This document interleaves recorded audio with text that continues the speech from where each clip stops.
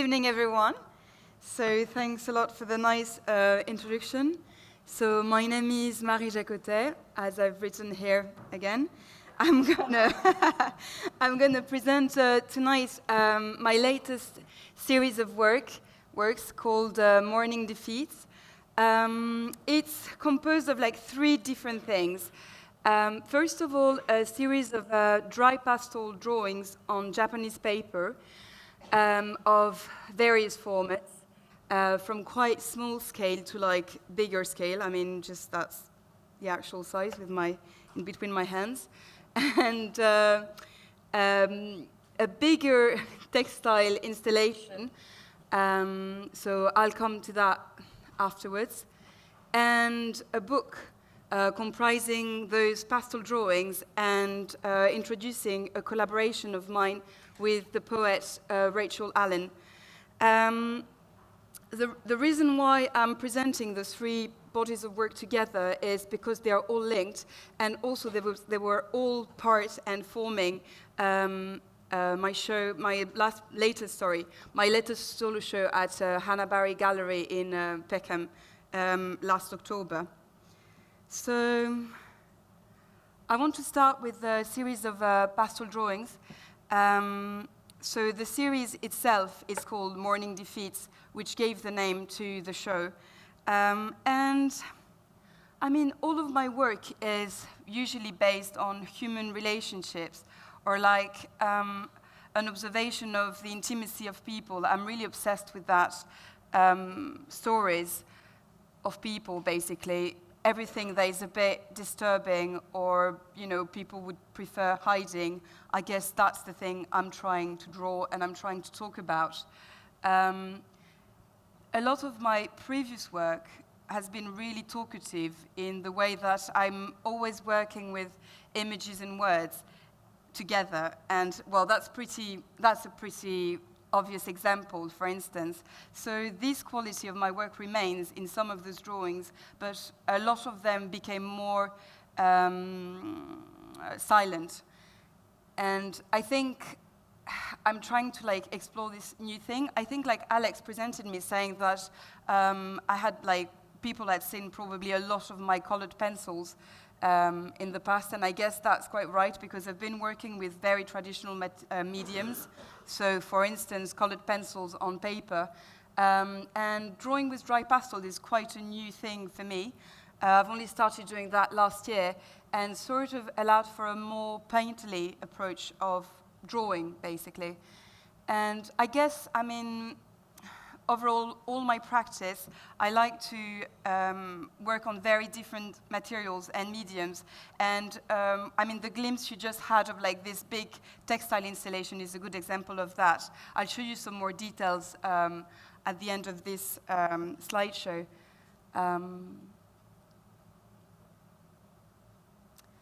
I mean, obviously the title, Mourning Defeats, is a bit sad, or hint, I mean, maybe euphemism, but hint at like, yeah, quite a lot of sadness. But I guess, I mean, I did say that I was really obsessed with, human relationship and what remains hidden. But I think a lot of what remain hidden are problems and sadness. I mean, I don't know, maybe I have like a great group of friends, but they're really good at expressing happiness. And I think like what is a bit uneasy and what's a bit sometimes, I don't know how to say that in English, it's like grinçant. So it's like, I'm sorry? Cringing, maybe? Yeah, cringing is a great word, I'll take it. So what's a bit cringing in relationships, I'm interested in, basically. And I think, I mean, that's my interest. After what you take from the image is quite different, and I'm also interested in that, in hearing the feedbacks. And for some reason, and I think maybe it's because I've been putting loads of words with my drawings and trying to express emotions that we maybe all have felt and not really dared talking about. I get a lot of feedback from people writing to me, emails, or like coming to me at shows and saying, well, I think you've actually drawn this drawing for me. It's my story, and I've had, women coming to me and talking to me about like really dark subjects, and as much as I like that, I'm not really comfortable. I mean, do I? But I'm not really comfortable with that. And please do, by all means. But I have no answers. That's what I mean. I'm struggling with the same things. But I'm really touched that if my drawings can actually reach out people in that way. I think you might have seen from those just few drawings that I work a lot in quite similar ways. I mean, I would describe it as a collage in the sense that all my influences for images are coming from a lot of social media sources. And actually, I mean, that's a lot of content as well, regarding human relationships and what we post about ourselves and, the captions and all that. So text-wise, but also just image-wise. And I mean, for instance, just the image on the right is a good example of a collage, as I call it, as in the background, so the landscape at the background was a zoom in a picture that I took myself from the Croydon Park I was visiting for a project. And I mean, yeah, Croydon Park is quite funny sometimes. And then the picture of the man is the picture of a model, I'm sorry, I don't remember his name, that I found on Instagram. And the text was just just some scribbles I had on my notebook, and all of it came together in this one image. And I think I function like that with everything, narratives and images. And that's what I kind of enjoy, creating attention by bringing together maybe 2, 3, 4 things that are not meant to be together. And for this particular series of work, I was kind of obsessed with billboards and landscapes. And having billboards in a landscape, you pass it in a car, and I mean, it always tells you some stupid stuff about advertising. I mean, maybe not so stupid, but who am I to judge? But anyway, I wanted to use this kind of really punchy graphics to tell some stuff that were more kind of hints usually, or remains veiled.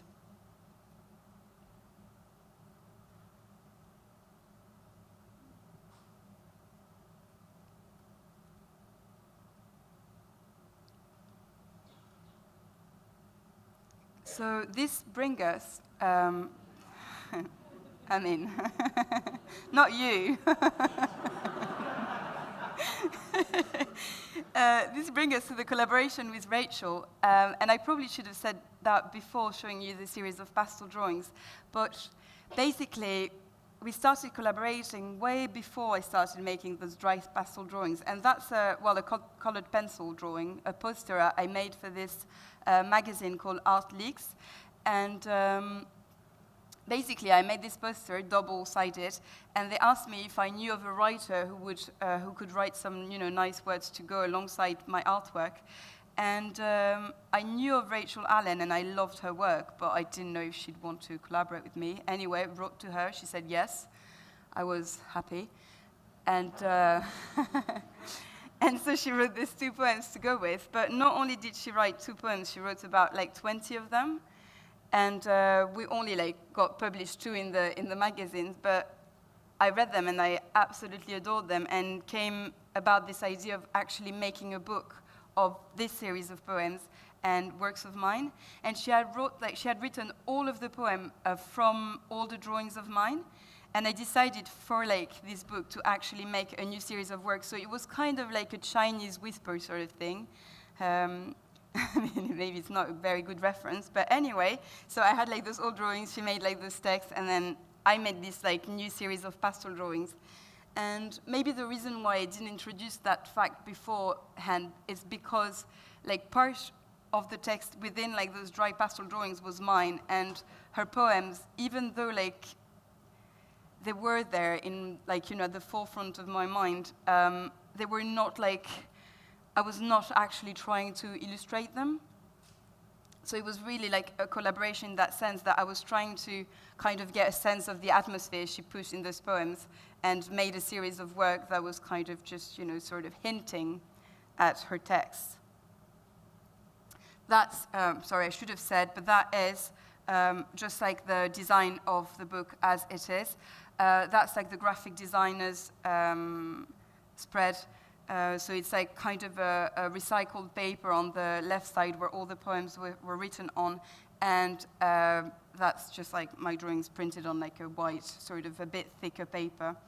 The feel of the book is really nice, and you can buy it at testcenter.com. Have it on your bedside table one night when you feel too happy. And,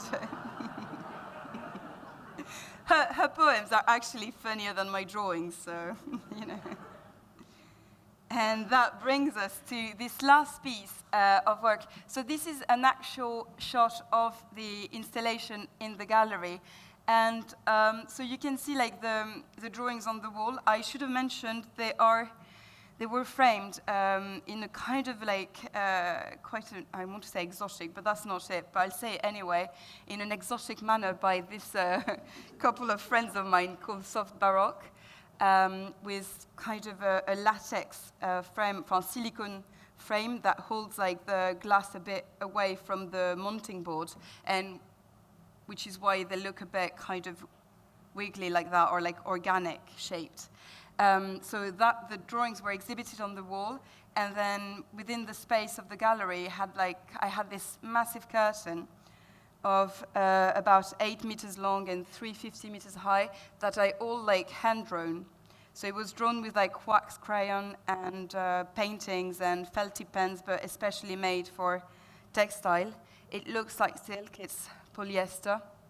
I mean, it is disappointing.